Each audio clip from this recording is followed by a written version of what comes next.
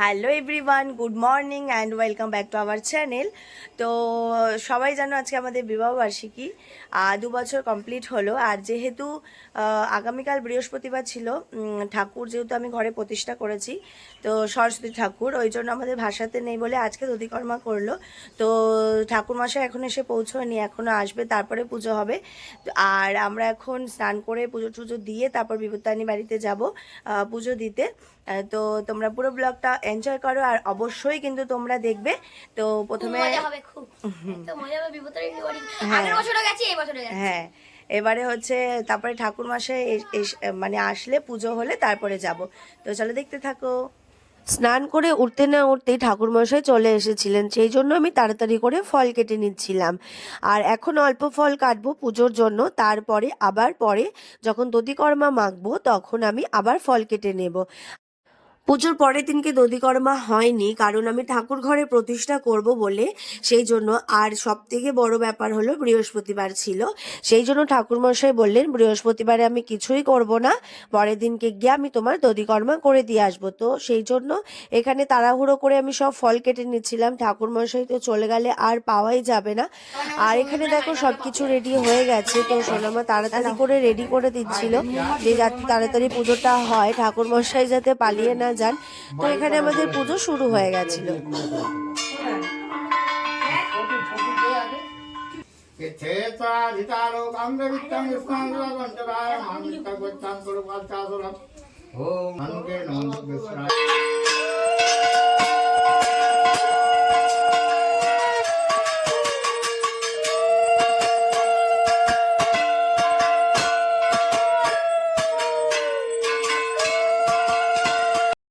নমস্কার করো, কিছু করবে না দাদু, কি করবে দাদু? তো আমরা রেডি হয়ে গেছি, এই যে সায়ন, এই যে আমি, আর এই যে বুবাই। তো চলো এবার বিভূতানি বাড়িতে যাব, ওখানে গিয়ে দেখা হবে। থাক, কিছু হবে না। আমরা চলে এসেছি বিভূতানি বাড়িতে, এখন যাব, গিয়ে ফুল মিষ্টি নেব, তারপরে ওপরে পুজো দিতে যাব। তো চলো। সবার প্রথমে জুতোটা খুলে রাখতে হয়। যারা যারা বিপত্তারিণী বাড়িতে আসো পুজো দেওয়ার জন্য তারা অবশ্যই জানো এখানে জুতো প্রথমে রেখে দিতে হয়। তো আমি বুবাইকে বলছিলাম তুমি কেন হাত দিচ্ছ, ব্যাগের মধ্যে পাটা দিয়েই জুতোটা রেখে দিতে পারি। তো ও শুনবে না, ও সেখানে ব্যাগের মধ্যে রেখেই ও জুতোটা রেখে দিয়েছিল। তারপরে গেছিলাম মিষ্টি নিতে, একটুখানি ফুল মিষ্টি ধূপ মোমবাতি সবই নিয়ে নিয়েছি। তো এটা হলো ঢোকার জায়গা, ঠাকুরের যে মানে মন্দিরে ঢুকবো। তো দেখো আমি এখানে ওখান থেকে একটা সাজি দেয়, ফুল দেয়। তো ভিতরে যেহেতু ভিডিও করতে দেয় না, তাই ভিডিও করতে পারিনি। তো পুজো দেওয়া হয়ে যাওয়ার পর আমরা গেছিলাম এই পারে আরেকটা মন্দির আছে, সেই মন্দিরটায় পুজো দিতে। তো ওখান থেকে পুজো দিয়ে আসার পর দেখো এখানে বুবাই আমাদের সবাইকে মাথায় টিপ পরিয়ে দিচ্ছিল। আমাদের পুজো কমপ্লিট হয়ে গেছে, দেখো ভিতরে যেহেতু ভিডিও করতে দেয় না তাই ভিডিও করতে পারিনি, আর ভিডিও করতে পারিনি সেই জন্য। তো বাইরে এসে এখন আমরা দেখি কোথায় যাই, অবশ্য বাড়ি যাব, তার আগে একটুখানি কোথায় যাই দেখি। তো যেখানে যাব সেটাই তোমাদেরকে দেখাবো। তো চলো দেখতে থাকো। মন্দির থেকে কিছুটা দূরেই হলো মাসির বাড়িতে, তাই মাসির বাড়িতে চলে এসেছিলাম আমি আর বুবাই আশীর্বাদ নিতে, কারণ বড়দের আশীর্বাদ না নিলে তো হবেই না, অ্যানিভার্সারি বলে কথা। সেই জন্য আমি আর বুবাই দুজনে মিলেই মাসির কাছ থেকে অনেক আশীর্বাদ নিয়ে নিলাম, আর মাসি আমাদের অনেক আশীর্বাদ করলো। আর তোমরাও আমাদেরকে প্রচুর আশীর্বাদ করো যাতে আমরা দুজনে এইভাবে ভালোভাবে সারাটা জীবন কাটাতে পারি, সারাটা জীবন ভালোভাবে থাকি, আমাদের যা যা স্বপ্ন আছে সবই যেন আমরা পূরণ করতে পারি। আর অবশ্যই তোমরা কিন্তু আমাদের দুজনকে খুব খুব খুব বেশি করে সাপোর্ট করো এগিয়ে যাওয়ার জন্য। যে সম্পর্কটা আমরা তোমাদের সঙ্গে করেছি সেই সম্পর্কটা যেন আরো অনেক দূর এগিয়ে নিয়ে যেতে পারি। তো দেখো এখানে মেশো চলে এসেছিল, মেশোর কাছ থেকে আমরা আশীর্বাদ নিয়ে নিচ্ছিলাম। পুজো করে চলে এসেছি বাড়িতে, এবারে দধিকর্মাটা মাখতে হবে, কারণ দধিকর্মাটা তো মেখে যায়নি। তো চলো দধিকর্মাটা মেখে নিই, দিয়ে সবাইকে দেবো, তারপরে রান্না বসাবো। আর বুবাই কিন্তু এখন আমাকে গিফট দেয়নি, কি গিফট দেয় এখন বারবার ওর কাছে চাইতে হবে, দাও দাও দাও করে। দেখি কি করে, কি দেয় আমাকে। আগের বছর এই আংটিটা দিয়েছিল, আর এইটা আর যেহেতু বললাম যে আমি ব্লগ তখন করতাম না, তো তাই জন্য তখন আমি ভিডিও তোমাদের সঙ্গে শেয়ার করতে পারিনি। বাট এখন আমি তোমাদের লাইফে ছোট ছোট কিছু তোমাদের সঙ্গে শেয়ার করি, তো কি দেবে সেটাই তোমাদেরকে দেখাবো। তো চলো আগে দধিকর্মাটা মেখে নিই। যা যা ফল কেটে গেছিলাম সেটা এখন দধিকর্মার ভিতরে দিয়ে দিচ্ছি। এরপরে আরও ফল কেটে নেব, যেহেতু অনেক জনকে দিতে হবে সেই জন্য। বলছি ফলের বটিটা একটু দাও না, দেখো একটু সেলফি টেলফি আছে নাকি।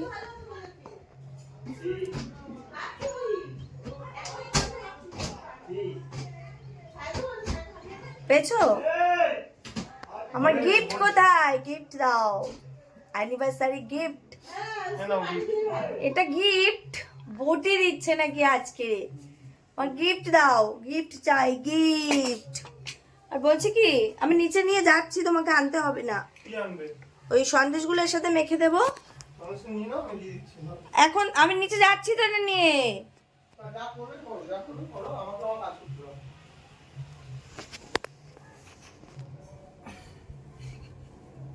যে ফলগুলো কাটা ছিল সেগুলোকে আমি ছোট ছোট করে পিস করে নিচ্ছি। আরও ফল আমি এখানে কেটে নেব। ছোট ছোট করে পিস করলে, মানে পিস করে দিলে দধিকর্মাটা খেতে আরও ভালো লাগবে। আর নিচে আরও দই মিষ্টি অনেক কিছু আছে, সেগুলো সব কিছু দিয়ে মাখলে দধিকর্মাটা আরও খেতে ভালো লাগবে। তো আমি এখানে সব যা যা ফল ছিল সবগুলোকেই ছোট ছোট করে টুকরো করে আমি কেটে নিলাম। আর এই দেখো আমি নিচে নিয়ে চলে এসেছি, নিচে নিয়ে ভালোভাবে দধিকর্মাটা মেখে নিচ্ছি। মাখা হয়ে গেলে সবাইকে দিয়ে দেবো। আমাদের দধিকর্মা খাওয়া কমপ্লিট, এবারে রান্নার জন্য জোগাড় করতে হবে। আজকে হবে আমাদের বাড়ি বিরিয়ানি। চলো আনাজ কেটে নিই ঝপঝপ করে।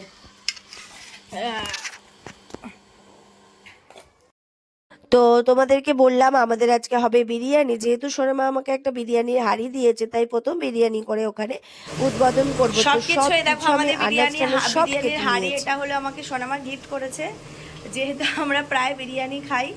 আর এখানে দেখো রান্না বান্না চলছে বিরিয়ানি। আমি তোমাদেরকে পুরো ভিডিও, মানে রান্নার ভিডিওটা করে দেখাতে পারছি না, অল্প অল্প করে দেখাচ্ছি, কারণ আমি একা হাতে করছি, সবাইকে ভিডিও করে দেবে, ওই জন্য আমি তোমাদেরকে দেখো অলরেডি রান্না বসে গেছে, একটু একটু করে রান্না করবো আর তোমাদেরকে দেখাবো, দেখতে থাকো। এটা কি কি গো এর মধ্যে? কি না, এটা কি আগে বলো?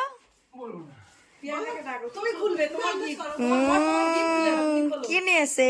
এসি তো হবে না। তুমি খোলো তোমার গিফট। আমি জানি না।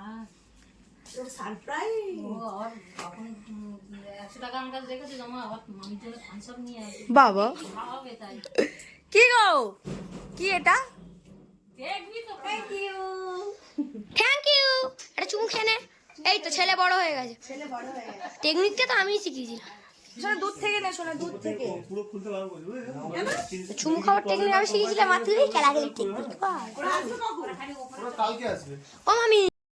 তো হঠাৎ করে দেখলাম বুবাই আমার জন্য যা গিফট এনেছিল সেটা এসে হাজির হলো।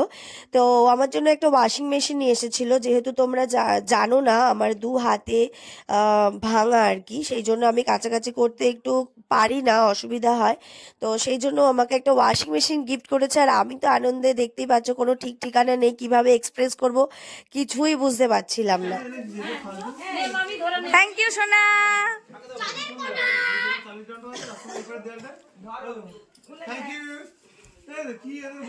আমি কি বলবো বলো?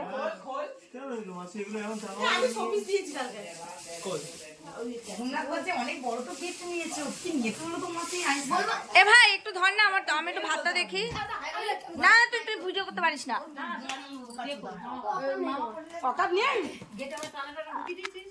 তোর বউ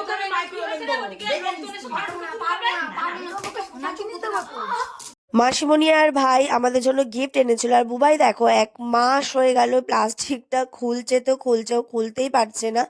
তো দেখছিলাম আমরা ভিতরে কি গিফট আছে। ফাইনালি অনেক কষ্ট করে দেখো আমাদের ভাগনারাও ওকে হেল্প করছে, অনেক কষ্ট করে ও প্যাকিংটা খুললো। তো আমি তাড়াতাড়ি করে দেখতে এসেছিলাম এর মধ্যে কি আছে। এই দেখো এটা হলো একটা নাইট ল্যাম্প, যেটা আমি ভীষণ পছন্দ করি। নাইট ল্যাম্প আমার ভীষণ ভালো লাগে। আমি মানে কিনবো এরকম একটা ব্যাপার, কিন্তু বুবাই কিনতে দেয় না, যে কোথায় রাখবে কোনো দরকার নেই, এখন কেনার পরে কিনবে। কিন্তু মানে এত পছন্দ হয়েছে আমার, কি বলবো, সবার গিফটই খুব পছন্দ হয়েছে। বদ্দি ভাই দিয়েছে, ছোট্টি ভাই দিয়ে, ছোট মা দিয়েছে, ভাগনারা পর্যন্ত দিয়েছে। তো আমার তো খুবই ভালো কাটছে দিনটা, আমি ভীষণ হ্যাপি এত কিছু গিফট পেয়ে। আর এখানে দেখো ছোট মার সঙ্গে আমি ইয়ার্কি মারছি, ছোট মা পিছনে লাগছিলাম আমি। তো যাই হোক, এসব গল্প গুজব করতে করতে আমার রান্না রেডি, এখন আমি এটা দমে দেব। তো এখানে আমি আস্তে আস্তে ভাত মাংস সব কিছু দিয়ে আমি রেডি করে নিচ্ছিলাম যে দমে দেব বলে। তো দম টমে দেওয়ার পর অনেকটা বেলা হয়ে গেছিলো বলে তারপরে সবাই মিলে আমরা খেতে বসে গেছিলাম। আর সবাই খেয়ে বললো বিরিয়ানি ভীষণ টেস্টি হয়েছে। তো আমি তো শুনে খুব খুশি যে চলো ফাইনালি আমার বিরিয়ানিটা একটু ভালো হলো। তো আমার খুব পছন্দ হয়েছে, মানে ভালো লেগেছে আর কি, যে ওরা বললো বিরিয়ানিটা খুব টেস্টি হচ্ছে। এই দেখো, তো সবাই মিলে এখানে খেতে বসে গেছিলো, আমরাও বসে গেছিলাম যেহেতু অনেকটা বেলা হয়ে গেছিলো। তো দুপুরে খাওয়া দাওয়া কমপ্লিট হয়ে গেছে, এরপরে আমি যাচ্ছি কেক আনতে। আর যেহেতু একই বাড়িতেই থাকি,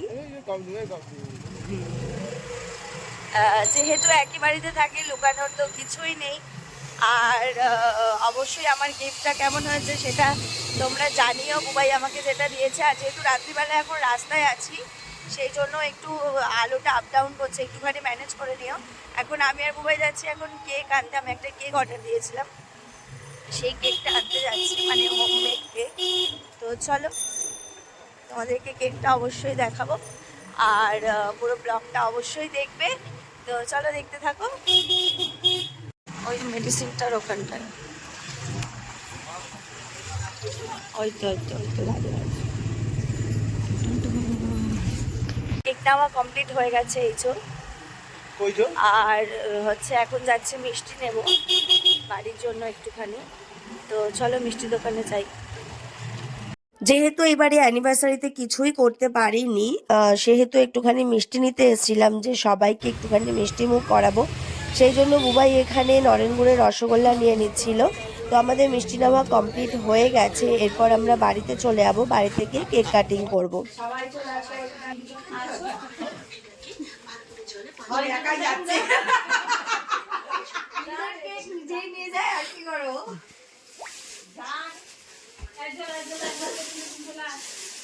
ঠিক না বলেছে দুই খান দিছে।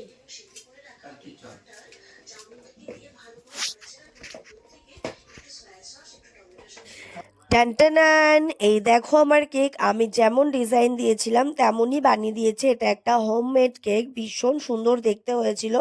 যেমন কালার বলেছিলাম তেমনই কালার বানিয়ে দিয়েছে। অ্যাকচুয়ালি এটা বুবাইয়ের ফেভারিট কালার ছিল।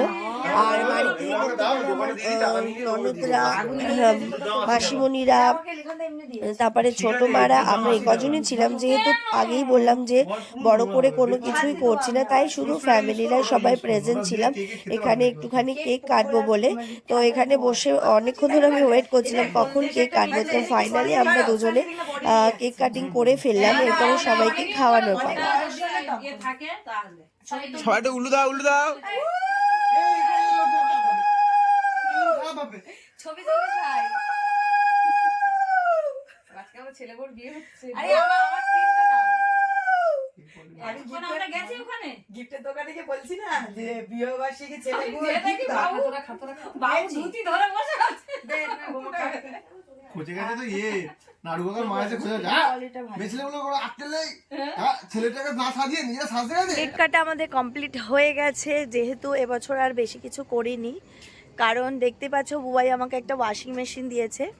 তো এখন একটু বাপের বাড়িতে যাব, বাপের বাড়িতে একটুখানি এটা দিতে যাব। তো মা বাবাকে নমস্কারও করা হয়নি, কারণ এদিকটা নেই, নমস্কারও করা হয়নি কারণ সকালবেলা ছিল না। তো যাই এখন একটুখানি দেখা করে আসি। তো চলো দেখো। ও মা, মাকে একটা ফোন করো তো, ফোনে ব্যালেন্স নেই। কি করছো?